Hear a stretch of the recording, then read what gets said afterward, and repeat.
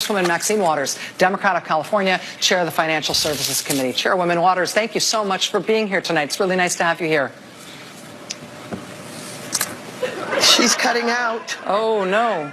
Yes. Can you hear me, Madam Chair? Not that well. Uh-oh.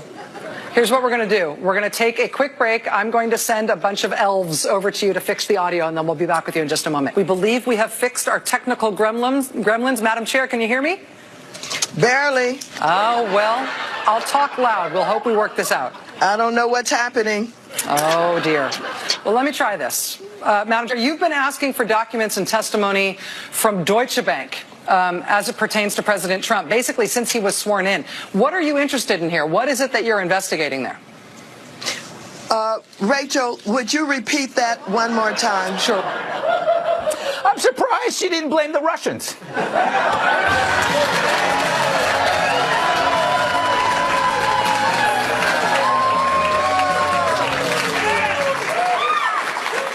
What a bad week for the activist press. Smollett, Sandman, Lara Logan, the three horsemen of the media apocalypse. They got every reporter pulling out their hair. Well, except for this guy. I think he's already moved on to his back. First, there's Nick suing the Washington Post for $250 million. It's a lot of money. But think about how much money they made off smearing him. The paper makes $100 million off digital ad sales alone. That's a lot of money, $100 million. That's more than I make in a year. How do they make all that money? Conflict, which brings eyeballs, which makes money. So I say, Nick Sandman, get your piece. You earned it. Without you, how would Chris Cuomo afford his daily waxing? At least daily. Now there's Smollett. Like Covington, it began with media-ready conflict, spiraling into a hate tornado directed at the usual suspects, which is you. Remember, Covington was a white brat in a red hat. Smollett also tapped that hat. Sadly, it turns out his white racists were Nigerian bodybuilders. Check out this pair. Their abs have abs. They got more muscles than a mollusk convention. If I had access to those washboards, I'd be doing laundry every night of the week.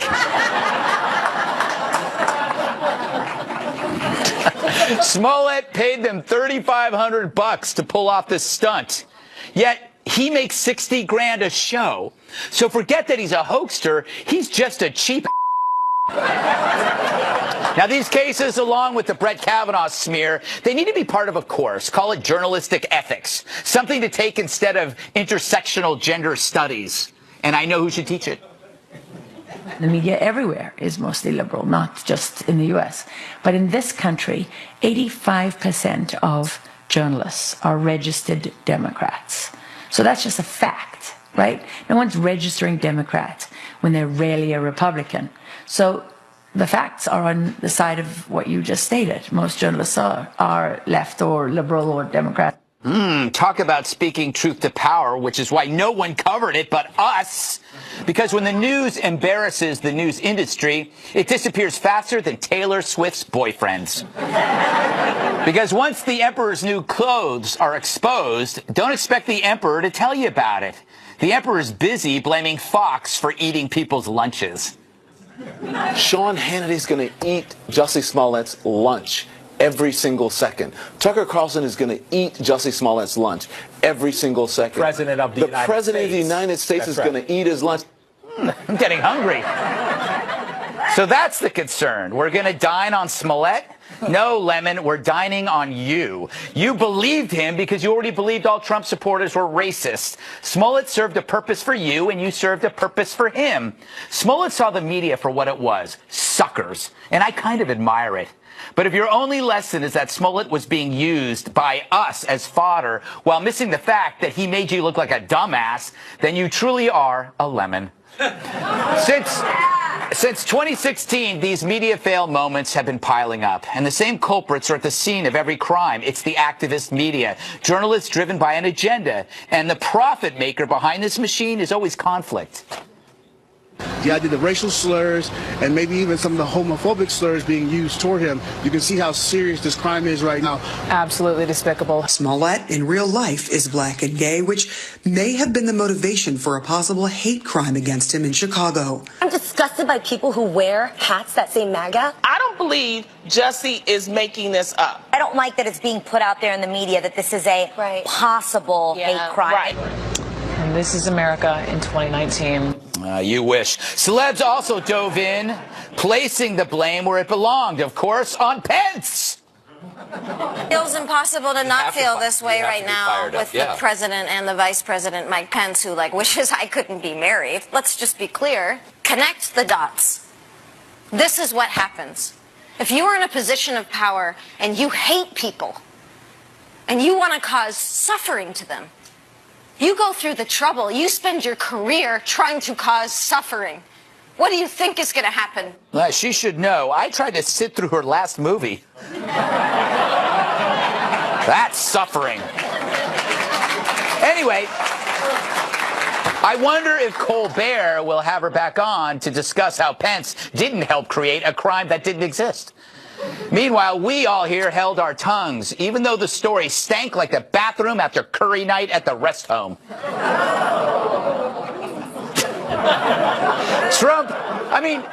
Trump supporters stalking the Chicago streets in sub-zero temperatures at 2 a.m., carrying a noose, running into some nobody actor on a show they don't watch, and somehow recognizing him, then beating him up without taking his wallet, phone, or sandwich. This seemed as possible as me being hired as a babysitter. They didn't even take his sandwich. It was a Subway, and they're delicious. Maybe that's Smollett's next gig, Subway spokesman. It's a step up from Jared. By the way, he paid the Nigerians with a check. I mean, who still writes checks? Maybe your aunt on your birthday. Thanks for the card, Aunt Edna, and the $10. But Smollett was the perfect victim for a media that wanted this so badly to be true. So why are these hoaxes so common? Here's my thinking. All of those folks who went to college in the last decade or so are now employed in the media, and they brought with them the victimhood virus they were infected with on campus. The virus makes you stupid, naive, gullible. Did I say stupid? Yes, I did. Anyway, some people are sad Smollett was a hoax. Not me. I'm always thrilled when a hate crime turns out to be false, which means I'm thrilled a lot. It means that we aren't as racist as the media wants us to be, and we live in a country where hate crimes have to be made up because the demand for hate crimes exceeds the supply. But if you're still sad this was a hoax, it's only because it exposes how your activist bias sets you up as a willing stooge. The media owns this story. It's like they took a course on it. Attention news professionals. Do the traditions of objective reporting bore you? Are you hungry for the profits that come with agenda-driven headlines? Then send your journalists to the Blame, Insinuate, Accuse seminar. Now, I'm going to show you some headlines, and you're going to tell me how you would rewrite them for maximum profit. Okay? Here's the first one. Snowstorm expected to blanket Northeast. Whites ski, the rest freeze as snowstorm reveals weather inequality. Nice. All right, here's another one. Midwest man wins Mega Millions jackpot. Oh, man wins lottery. No surprise to the 3.2 billion women didn't win the lottery. Snappy. I love it. Sally, you're a natural. All right, how about this one? World War II vet celebrates 95th birthday. Elderly white lifelong Republican voter turns 95 thanks to Russian collusion. Nailed it. All right, next one. Church youth group holds bake sale for flood victims. Oh, extremists use religion to poison victims with heart-clogging toxins. Yes. Okay, multi-car accident on Toronto freeway. Multi-car accident on Toronto freeway only in Trump's America. House fire in Australia injures 7.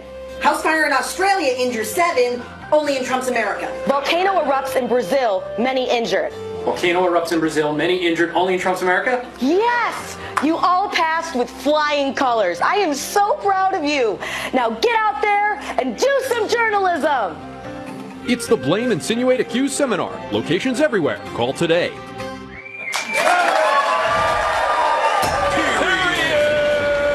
Let's welcome tonight's guests. If your symptoms are chronic, he's got the tonic. Host of the radio show, Dr. Drew, Midday Live, Dr. Drew Itzke.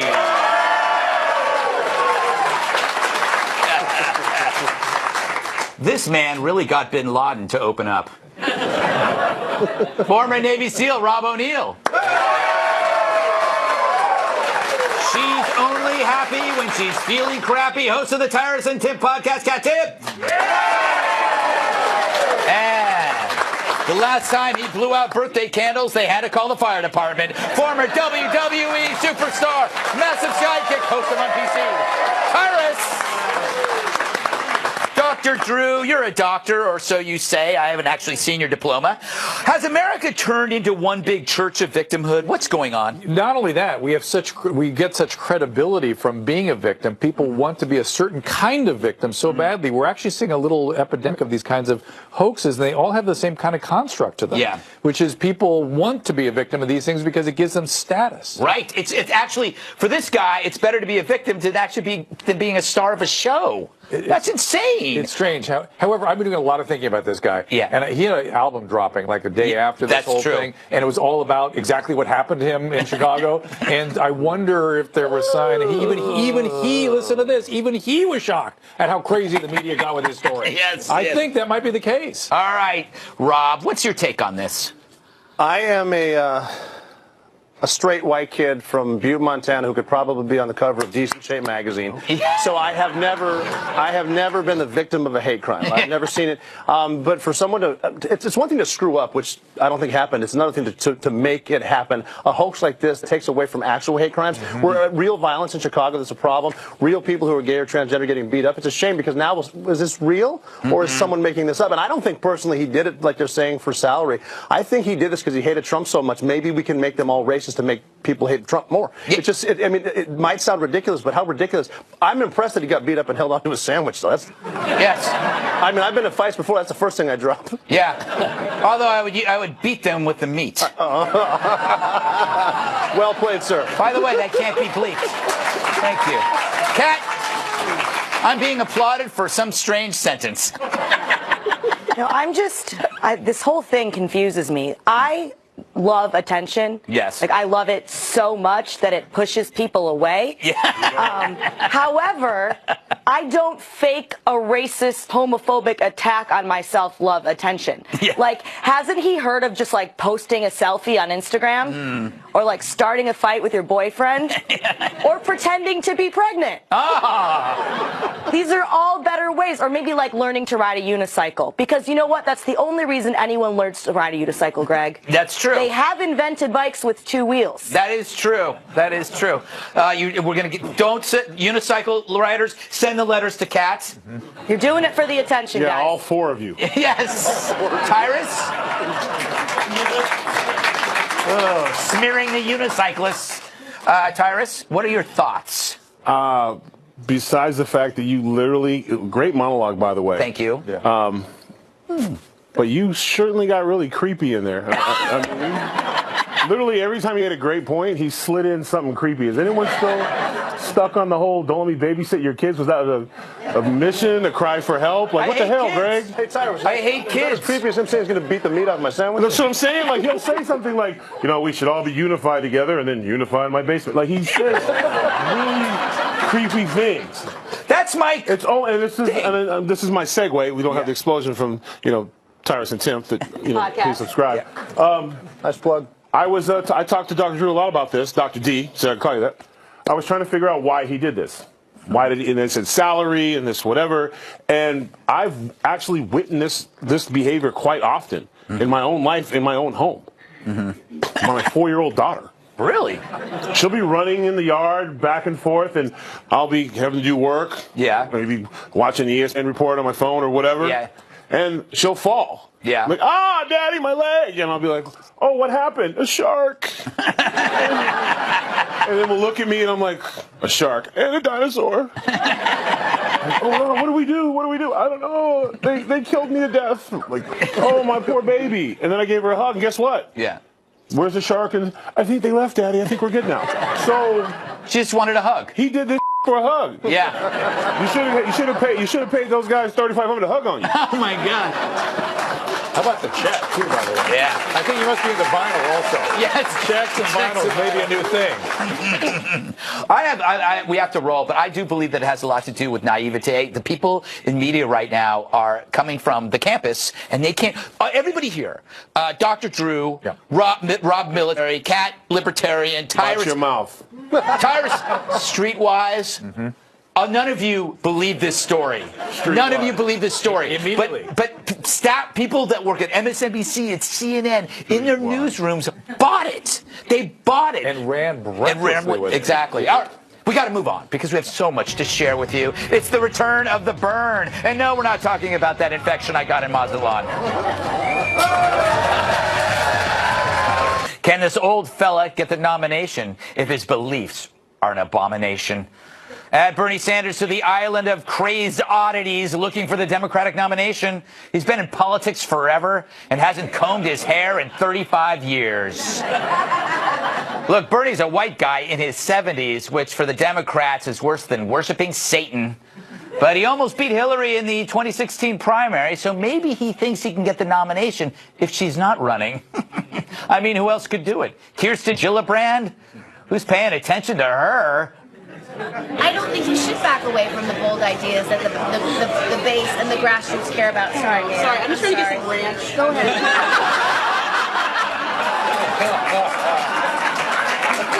It would have been better if she had asked Gillibrand for the ranch. Pro tip, don't ever be the candidate standing in the way of ranch dressing. It's the best dressing ever. And what about Joe? He told an audience in Germany that America was an embarrassment. His biggest asset is that he's only stupid. Now, if the nomination could end up going to a crunchy old socialist who happens to own 3 homes. Yep, 3 homes. That's 3 more homes than Kat, who still lives in a garage. Damn.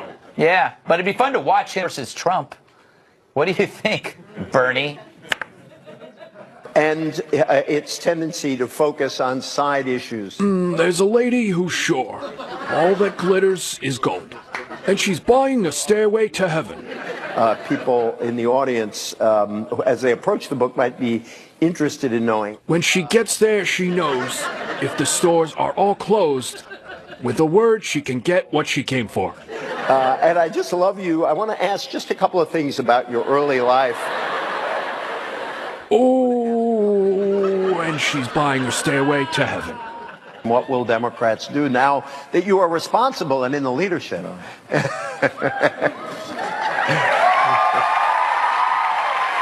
There's a sign on the wall, but she wants to be sure, because you know sometimes words have 2 meanings. There are so many people who say young people are only activists because they are millennials who are idealistic and think it's cool. I believe I have gas. Oh, never should have had that 3-bean salad. Always comes back. Why not just have 2 beans? Always the 3 beans. Oh my God, I hope that's just gas. Maybe they'll think Pelosi did it. Yes. All right. Rob. Yes, sir. Does he still have the mojo that he had in 2016? Well, everyone's trying to get on board with the socialism thing because they put a name in front of a democratic socialism, which is a bunch of nonsense, too. Yeah. But I'm just saying they were bragging about, what, $8 million in a few minutes when he announced his candidacy. Yeah. He better be giving 70% of that to the Trump campaign because let's share the wealth a little bit. That is true. You know what I'm saying? That's what it's all about. And it's like the $300,000 on private airfare last month. Right. It's easy to be a socialist when you're living like a capitalist, man. No, that's the only way to do it. What do you think, Kat, as a libertarian? Are you scared that we could have a socialist president? I love Bernie supporters. They're like, I will not rest until every business in the country has $0.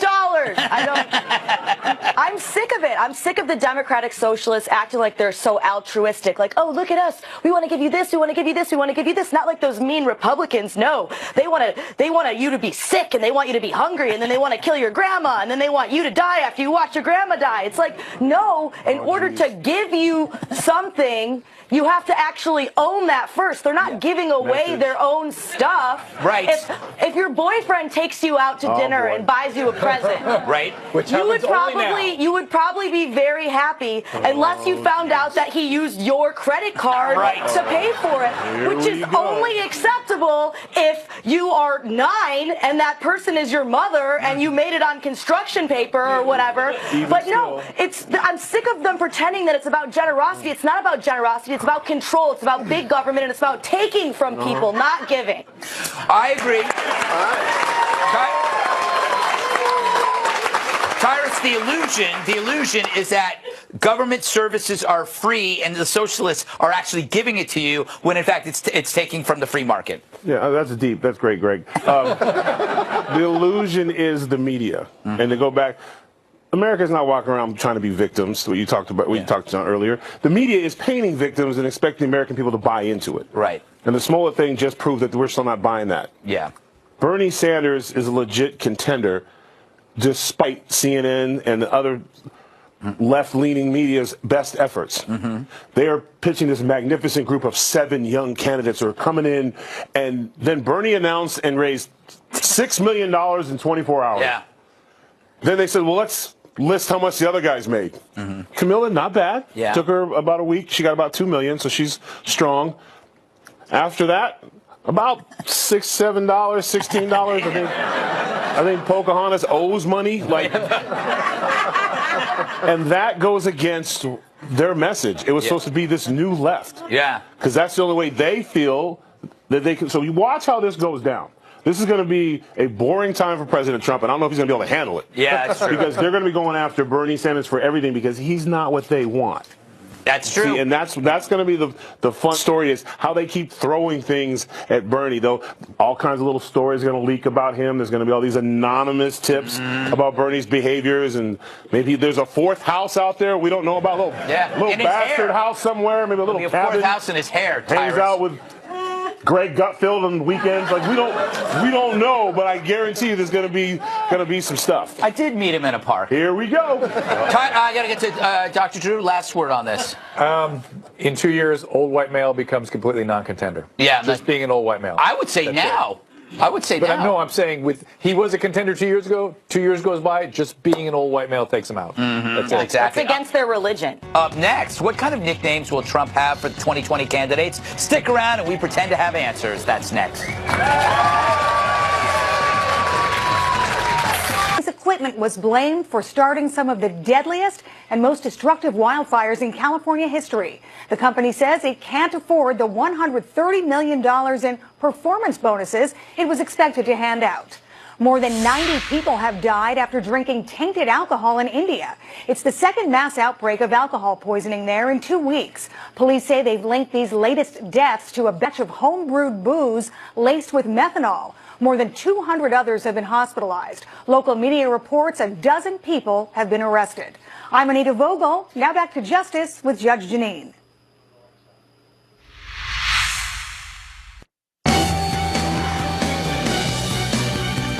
Well, are Democrats ready to feel the burn again? Bernie Sanders jumping into the 2020 pool this week, raising almost $6 million in the first 24 hours of his campaign. So is socialism the ticket for Democrats to beat Trump? Let's ask my political panel. Conservative columnist Stephanie Hamill joins me, along with Democratic strategist Antoine Seawright. So, Antoine, can you tell me the difference between a Democrat socialist, and a socialist?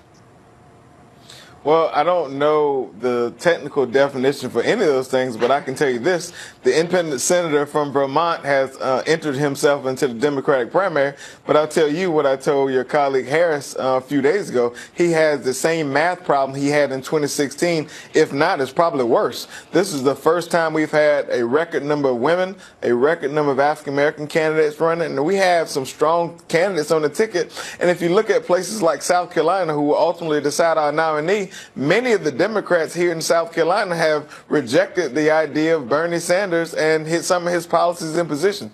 I think this socialism buzzword used by the right is because they want to make America scared again because they have no agenda to put forth for the 2020 election. Well, Bernie Sanders has classified himself as a socialist, and many on the left Democratic ticket have also done the same thing, calling themselves Democratic Socialists. But Stephanie, Antoine mentions a series of credible, good candidates on the left. We have some of them up on the screen here. You have Tulsi Gabbard, Julian Castro, Kamala Harris, Cory Booker, Klobuchar just got in there, Elizabeth Warren, Bernie Sanders. Do you think that they're really underestimating Bernie Sanders in the Democrat establishment, considering how much money he raised? And he's, I think, a little bit upset that his socialist policies have kind of been hijacked, and he's not really getting much credit for it out on the campaign trail. Absolutely. We see a lot of these candidates that are using and recycling the senator's campaign platform from 2016. And it is very significant that he was able to raise $6 million in 24 hours. If you look at the next candidate, which would be Senator Kamala Harris of California, she only raised about $1 million. And if you look at Senator Elizabeth Warren, she only raised $300,000 in the 24 hours. So we should definitely look at this, but we shouldn't read too much into it because it's so early. We don't know who officially is all going to run. We're still waiting to hear if former Vice President Joe Biden's going to get in the race. As we've seen, Joe Biden and Senator Bernie Sanders seem to be the favorite, which is kind of ironic because the Democratic Party is the party of diversity and they're for women and people of color. Right. Yet their two frontrunners, Bernie Sanders and Joe Biden, are older white men. Antoine, do you want to respond to that? Okay, Kate. Yeah, Kate and Stephanie, let's be clear. The heart and soul of the Democratic Party are African-American voters. If you guys think that Bernie Sanders will get more votes or receive more popularity when it's all said and done than two African-American candidates or any of the other candidates on the ticket who are declared Democrats, then you all are drinking too much of your own Kool-Aid. So are you arguing that Democrats are going to be voting on race, not on policy? No, I never said that. What I said is what I was repeating the point that Stephanie made, that the heart and soul of this Democratic Party are African Americans. That is the way to the nomination. I don't see in any scenario in which they choose Bernie Sanders. You mentioned math, and you're right that Bernie Sanders does have a math problem when it comes to his socialist policies wants to implement. You mentioned also South Carolina when it comes to the Electoral College. If it's not Bernie Sanders with a path, then who is it? Because there are so many candidates who are trying to define themselves right now, and they keep playing into this identity politics, which isn't really about policy. Who is the one who can beat Trump? Well, that's yet to be determined because, as you said, it's very early in this process. Well, who do you it's very think early it in is? this process. No. Keep in mind, this time in 2007, not many people knew who Barack Obama was, and very few people on our side thought he could win the nomination. So here we are now talking about him serving 2 historic terms. So it's very early in this process. What I will tell you is that during the Democratic primary, South Carolina picks nominees, and this will be no different. Stephanie, Bernie Sanders, I'll let you respond, but just to be clear, Bernie Sanders has grassroots support. His donations of the $6 million that came in less than 24 hours were from over 200,000 people, and the average was $27 per person donating. So he still does have a grasp on the grassroots movement on the left side of the political line. I want to get Stephanie in 2016. Stephanie, go ahead. So he does have that, but I think we're going to start to see that fizzle out. If you look at what happened in 2016, Bernie Sanders was the anti-Hillary Clinton candidate. So they were looking for anyone else. Now we have all of these other candidates that are using his platform, running on the same thing: universal health care, open borders, you name it. And I wanted to answer. That's not true. No, it is true. It is true. That's what all of the favorite candidates right now are running on, that, which is very dangerous, and it's not going to resonate with the American people, the working class, the poor. And as you mentioned, Antoine, Bernie Sanders does have a problem with women voters, with minority voters. They're not going to come out to support him. And I wanted to answer your other question, which was which one of these candidates could beat President Trump? No one. You look at what's going on with the campaign. This is a well-oiled machine. They've been raising money since President Trump took office. This is 2 years in the making. They've raised over $100 million. They have some $20 million in the bank. They have all of their ducks in a row. And also, if you look at what happened, the RNC passed a resolution that they would fully support President Trump in 2020. So we're not going to see this divided, vicious primary that we're going to see on the Democratic side. And Katie, be, as a political junkie, I know you are too, this is going to be very entertaining for us to sit back and watch, and I'm going to definitely be getting out the popcorn. It's going to be very fun to watch, that's for sure. But Antoine, before we go, I want to ask you, the left trying to determine themselves and get out in front of this very crowded field when it comes to 2020, they're playing very, very heavily into identity politics. We saw them take the bait on Jussie Smollett, Kamala Harris, Cory Booker just got into that. Now they don't really want to talk about it. Do they risk damaging their credibility when it comes to jumping into identity politics and using it as a weapon, not just against Republicans, but inside of a Democratic primary? Well, I can tell you what I shared with all of the candidates who I've been in contact with. I told them to stay laser focused on policy and a policy agenda that will really solve some of the major problems we've had for a very long time, and point to the failures we've seen from this president and the Republicans in control of the Senate and formerly the Congress right now. And so I don't think we need to get off on a tangent and get distracted away from policy issues. And that's been my message. That's going to continue to be my message to the ones who reach out to me. Stephanie, quick last word to you. I think it's important to note what's going on in Venezuela. That is the socialist paradise gone wrong, and now it's in the news and we're talking about it. So Bernie Sanders and all of these other Democrats can promise all of this free stuff, but then we're seeing what actually happens if we were to go that route. We're not going to turn into Venezuela, Stephanie. Let's not scare people. You never know. Is that Bernie Sanders? You're trying to make America scared again. No. Is that Bernie Sanders has a long history of praising Venezuela, praising Russia. Now that Venezuela is collapsing, he doesn't want to explain why the socialism doesn't work there. Venezuela was once a very rich country. So it was a rich country, absolutely. We'll have more on that later in the show. Stephanie Hamill, Antoine Seawright, we appreciate it. Thank you so much. Thank you. Thank you. All right, well, coming up, Nancy Pelosi might be looking to put up a wall of her own, this time between Trump and, well, his wall. Charlie Kirk joins me next to discuss whether the Democrats' desperate attempts to stop the wall will work. Back in a moment. 14 plus every story every 15 minutes. Fox News headlines 24/7 channel 115.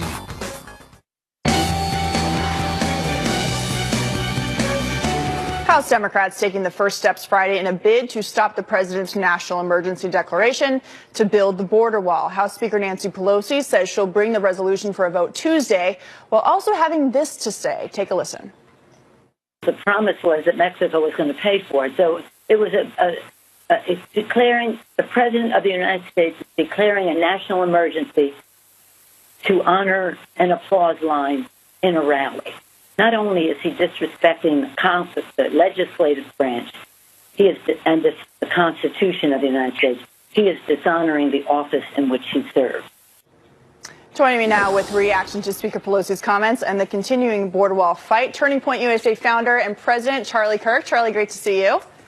Great to see you, Katie. Thank you. So Nancy Pelosi is now arguing that the president is dishonoring his office by declaring this national emergency. What is your response to that? Well, he's doing the exact opposite. He's fixing a bipartisan failure of the last 40 years where both parties refused to actually secure the southern border. This is well within his constitutional authority to be able to declare a national emergency where there's an extended need. And look, the way I view it is no different than any other national emergency declarations that presidents have done in the past, where there is a pressing need that is affecting the citizens of our country, and he has it within his authority to be able to solve that problem. And the porous southern border, this is something you and I have talked about so much, Katie, is having real impact on Americans, whether it be the amount of fentanyl that is coming across the southern border, or guns, or drugs. And what's most concerning also is the amount of children that are trafficked across the southern border. We don't talk enough about that. Right. And this is his constitutional ability and authority to secure the southern border. And look, he's also, I mean, I'll totally challenge what Speaker Pelosi said. He is the promise keeper in chief. This is something he promised on the campaign trail. He went to Congress and got some startup funding for it, and now is using the 1970s era emergency declaration authority to be able to secure the southern border once and for all. Charlie, maybe you can help me wrestle with this question, but you know, Democrats and Republicans were for a wall/a fence in 2006 with the 2006 Fence Act. Chuck Schumer, Dick Durbin, even Barack Obama were on the Senate floor complaining that it actually wasn't enough fencing to secure the southern border. Barack Obama deployed National Guard troops. President Trump is sending 1,000 more troops next week. What has changed now that the president is taking this situation a step further and taking it a little more seriously, and yet here we are with all of this opposition? Such an insightful question. Two things that I'm able to pinpoint on this. The first of which, President Trump stole the base of the Democrat Party away from them, which is working class voters in the Midwest. So the Democrats have a serious political issue. And the only way they're going to try to make up for it is to try to continue the illegal immigration problem, which they turn and they demagogue into a political issue. And they misrepresent it totally and make Republicans seem as if they're anti-immigration. And the second thing is just this hatred for Donald Trump. They simply oppose things just because the president is for them. And in short, they truly hate President Trump more than they want what's best for America. And it seems as if no matter what he poses, no matter what he puts forth, they're immediately and instantaneously and automatically in opposition of it. So those are the two main things. Right. And a real applause for President Trump be able to really change the political makeup of this country and win states that Republicans hadn't won in 20 or 30 years. That's what I attribute the change in the illegal immigration debate towards in these recent couple of years. Charlie, I want to switch gears a little bit here. You talked about hatred. You're in charge of Turning Point USA. You have a bunch of chapters all across the country. There was an incident at UC Berkeley. I want to play the video and then get your response. Oh, All right, so that was one of your recruiters, correct, who was allegedly punched in the face by someone who disagrees with him. Can you tell us what happened leading up to that moment? Was there something that prompted this? Was there a confrontation prior to this video that was shot? What was going on here? Yeah, so we were just made aware of this a couple of days ago, where we were doing an activism recruiting event at the University of California, Berkeley, with our Turning Point USA chapter, just peacefully trying to recruit students. And we understand we're going to be in the ideological minority at UC Berkeley, but that doesn't mean you can't try and you can't keep on trying to grow your presence. And one of our activists there was met with physical confrontation, actually sucker punched right in the jaw there. And this is an unfortunate example of how violent the left has become. And put simply, the left hates the idea that there are other ideas. And, you know, fighting on college campuses, we understand we're going to be in the ideological minority, but we never thought that we'd be met with physical confrontation and violence. It's a sad thing that this happened, but make a little bit news. I will be there next week, and we'll see what will happen. And we're going to keep it very peaceful, and I hope UC Berkeley does as well. Well, be safe, and we hope that the police do their job as well. Charlie Kirk, thank you so much. Thank you, Katie. Thanks. All right, coming up, an ISIS bride banned from returning to the United States. Former Congressman Jason Chaffetz is on deck to help break down this complicated story. Next. President Trump is standing his ground, refusing to allow an ISIS bride back into the country. Former Congressman and Fox News contributor Jason Chaffetz joins me now to talk about it. So, Congressman, the attorneys for this woman who joined ISIS 5 years ago, went over to Syria, tweeted about killing innocents through the use of jihad. Her lawyers are saying that President Trump is the one who is denying her birthright citizenship. But it was actually the Obama administration in 2016 that analyzed it and said that she doesn't actually have any kind of claim to birthright citizenship. Where are we on this story? Well, she doesn't because her father was a diplomat. We don't recognize them as U.S. citizens. And she made the elective choice to go from, you know, she was born in New Jersey, but she was in Alabama. And she got on a plane at her own volition and she went to Turkey. And then she ended up, next thing we know, she's fighting with ISIS and tweeting back to the United States for people to drive-by shootings. She advocated putting people in trucks and running them over on 4th of July and Memorial Day. I mean, this is a sick individual. She's been married a couple of times. She now has this 18-month-old that I read about. And she wants to come back to the United States, but she shouldn't come back to the United States. The president and Secretary Pompeo are exactly right. She should stay exactly where she is. So her attorneys, who are part of the Council on Islamic Relations, which also has ties to terrorism, are arguing that the United States has an obligation to take her back and that she could maybe help us out by going through therapy and talking to people about how not to become radicalized, and that could be her debt to society. What's your response to that? Yeah, I don't want to pay for that. I don't think anybody who's watching this program or lives in any part of this country should have to pay for that. If we want to put her at Guantanamo Bay, go ahead. But I'm not going to put her in Tampa Bay or some other place in the United States and have this burden placed upon them for a conscious decision that she made to fight for the most radical group I can think of on the face of the planet, and as an adult, advocate the killing of Americans. Right. There's no way they should do this. Good luck with this case. There isn't a group in the United States of America that's going to support her coming back home, coming back to the United States. CARE does. But moving forward on this and getting a little perspective on how we deal with this issue, she is not an American, according to the Obama administration and their analysis of it. But there are a number of Americans who did go to Syria, a number of Europeans who went to Syria, and these people are now trying to come home. We still have Guantanamo Bay, but how do we deal with this issue, especially lawmakers on Capitol Hill? Well, citizenship does matter, and you deal with U.S. citizens differently than you do enemy combatants who maybe come from all different parts of the world. That's why Guantanamo Bay is so important. But again, in this case, the ruling came down that she was not a United States citizen given her father's diplomatic status at the time that she was born.